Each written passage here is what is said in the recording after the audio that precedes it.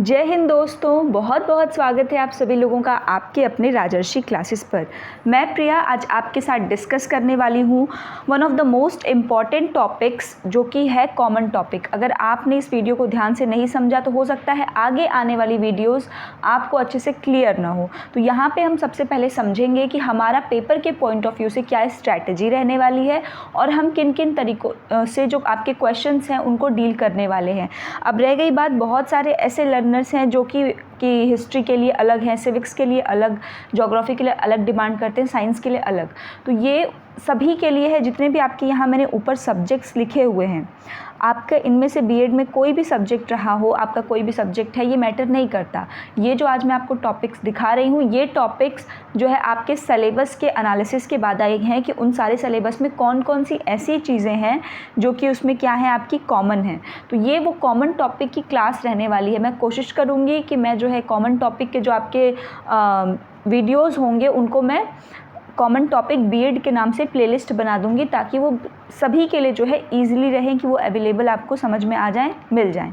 ठीक, तो अभी हम देखेंगे कि कौन कौन सा इसमें कॉमन टॉपिक है। अब बात ये रहती है कि जैसे कॉमन है तो हम उसको कॉमन के तौर पे पढ़ेंगे, तो जब हमारे पेपर में वो चीज़ पूछेगा तो हम उसको कैसे लिखेंगे, ये ज़रूरी है।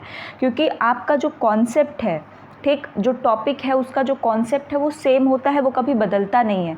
अगर आपसे पूछेगा कि प्रिंसिपल ऑफ करिकुलम कंस्ट्रक्शन, तो ऐसा नहीं है कि आप मैथ के लिए लिखेंगे तो वो करिकुलम चेंज होकर कुछ और हो जाएगा और इकोनॉमिक्स के लिए लिखेंगे तो वो कुछ और हो जाएगा। दैट रिमेन सेम, वो सेम रहेगा। बस आपको इसमें अपना थोड़ा सा जो है वो जो है नॉलेज का यूज़ करके जहाँ जहाँ आपका सब्जेक्ट है, सब्जेक्ट का नाम लिखते हुए और कुछ अपने सब्जेक्ट के स्पेसिफिक चीज़ों को वहाँ पे डालना होगा, पुट करना होगा, ठीक, कुछ इनपुट्स को, ताकि वो आपके स्पेसिफिक सब्जेक्ट में रहें।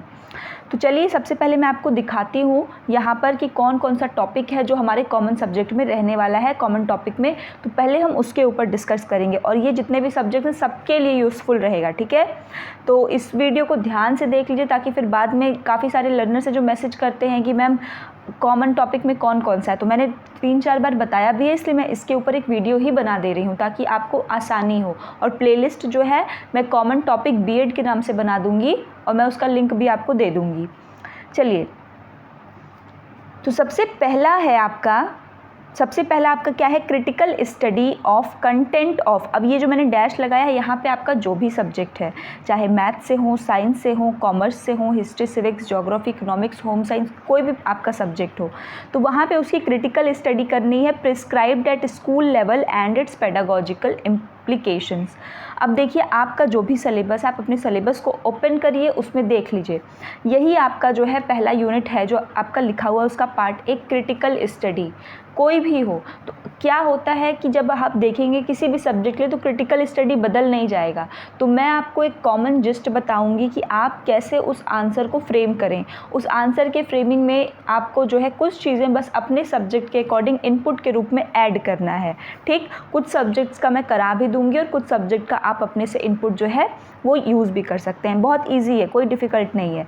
नेक्स्ट है प्रिंसिपल ऑफ करिकुलम कंस्ट्रक्शन। इसमें कोई चेंज नहीं होता, एक आध पॉइंट बस इधर उधर होता है, otherwise the principle of curriculum construction is same, ठीक।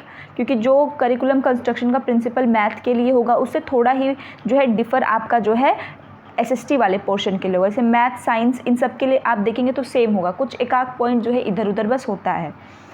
Next is methods of teaching. देखिए, मेथड्स ऑफ टीचिंग ऐसा है जो हर उसमें है, आपके हर एक सब्जेक्ट में है।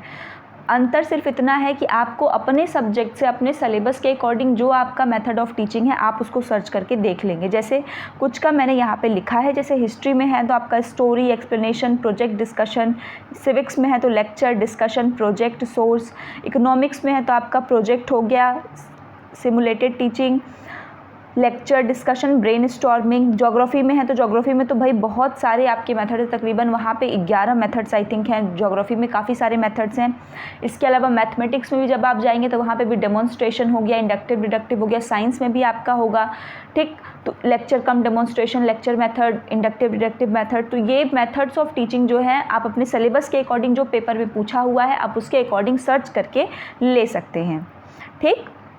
अब बात आती है एम्स एंड ऑब्जेक्टिव्स की। देखिए ये क्वेश्चन पूछा है आपके हर पेपर में है कि भाई एम और ऑब्जेक्टिव में पहली पॉइंट डिफरेंस क्या होता है, होता क्या है ये, और दूसरा कि what are the aims and objective of, अब जो आपका सब्जेक्ट है उसका एम और ऑब्जेक्टिव क्या होगा। ठीक, ज्योग्राफी में है तो ज्योग्राफी का, इकोनॉमिक्स के हैं तो इकोनॉमिक्स का, मैथमेटिक्स में है तो मैथमेटिक्स का। बट क्या एम और ऑब्जेक्टिव बदल जाएगा, तो नहीं, ये बदलने वाला टॉपिक नहीं है। एम और ऑब्जेक्टिव का मतलब वही है।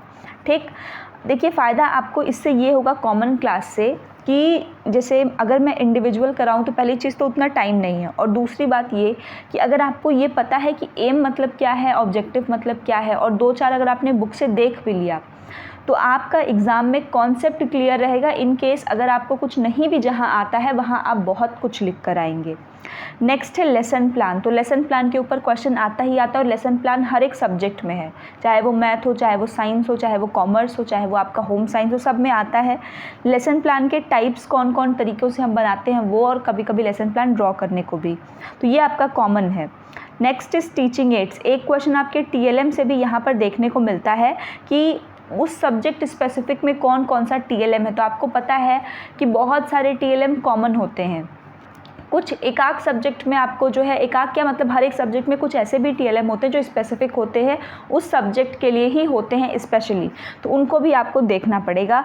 नेक्स्ट है आपका इवैल्यूएशन। इवैल्यूएशन बहुत इंपॉर्टेंट टॉपिक है और इसको बहुत ध्यान से पढ़ने और समझने की ज़रूरत है, क्योंकि यहाँ पे जो इवैल्यूएशन है वो होता क्या है, साथ में कंस्ट्रक्शन ऑफ अचीवमेंट टेस्ट, आपको जो है एक achievement test based on objective type item पे, और साथ ही साथ उसकी रिलायबिलिटी और वैलिडिटी। अब आपका सब्जेक्ट कुछ भी हो उसमें same to same as it is आपको यही चीज़ देखने को मिलेगी कि अचीवमेंट टेस्ट का कंस्ट्रक्शन करके, वो भी कैसे MCQ वाले क्वेश्चंस के ऊपर, और आपको उसकी रिलायबिलिटी और वैलिडिटी पता होनी चाहिए। तो इम्पॉर्टेंट यहाँ ये है कि इवैल्यूएशन क्या होता है, रिलायबिलिटी क्या होती है, वैलिडिटी क्या होती है, ये तो सेम रहेगा, और जब आपको ये पता होगा तो आपको ये निकालने में बिल्कुल भी टाइम नहीं लगेगा। ठीक, तो ये आपके कुछ जो है कॉमन टॉपिक्स थे जिनको आपको सबसे पहले मैं यहाँ पे डिस्कस करूँगी, ताकि आपका सब्जेक्ट कोई भी हो, ये वीडियोस आपके लिए एज़ यूजुअल उतनी ही यूज़फुल और हेल्पफुल होंगी अगर आपके कॉन्सेप्ट को क्लियर करना है तो।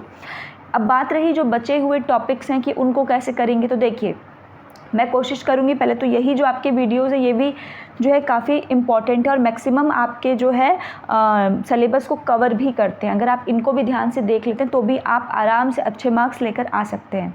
बट स्पेसिफिक मैं 1 या 2 का ही करा पाऊँगी। तो यहाँ पर मैं आपको ज्योग्राफी का जो है इसका आपको मैं पूरा जो है कराने की कोशिश करूँगी।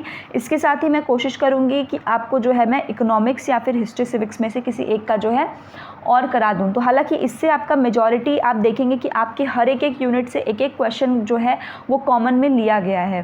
तो यहाँ पर ये आपको हेल्प भी करने वाला है कि अगर आप मान लीजिए कि पूरा नहीं भी देखते हैं, सिर्फ कॉमन क्लास का भी ये वीडियो देख कर जाते हैं, तो भी आपके मार्क्स अच्छे आएंगे। तो एक बार जब आप अपने सिलेबस से पहले इसको मैच कर लीजिए, ताकि ट्रस्ट बहुत इंपॉर्टेंट होता है कि पहले आप देख लें कि आपको पता होना चाहिए कि अच्छा यही चीज़ है कि नहीं है, मैंने उसको देख करके ही बनाया, बट आप अपने सेटिस्फैक्शन के लिए भी उस चीज़ को क्रॉस चेक करके देख लीजिए कि आप में है कि नहीं। उसके बाद आप आगे की वीडियोस जैसे जैसे होंगी तो आप उसको देख लीजिएगा।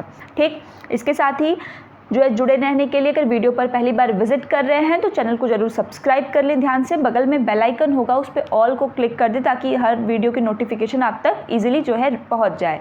इसके साथ ही जो है अभी इस वीडियो में इतना ही, मिलते हैं नेक्स्ट वीडियो में, तब तक अपना ख्याल रखें, टेक केयर।